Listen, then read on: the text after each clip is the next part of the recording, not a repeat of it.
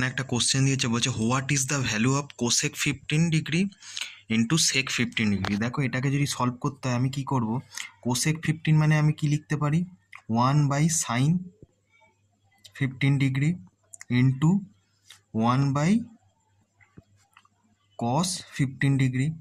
এবার দেখো এটাকে সলভ করতে আমি কি করব, ওপর নিচে 2 দিয়ে গুণ করব।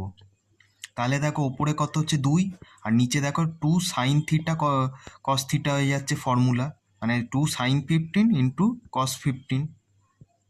তার মানে আমার কি ফর্মুলা আসছে, 2sin থিটা কস থিটা।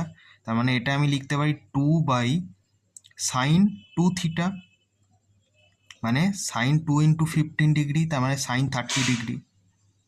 তার মানে এখানে লিখতে পারি 2/1/2। এটাকে যদি আমি সলভ করি অপশান, এখানে কি আসছে, অপশান বি হচ্ছে এর কারেক্ট আনসার।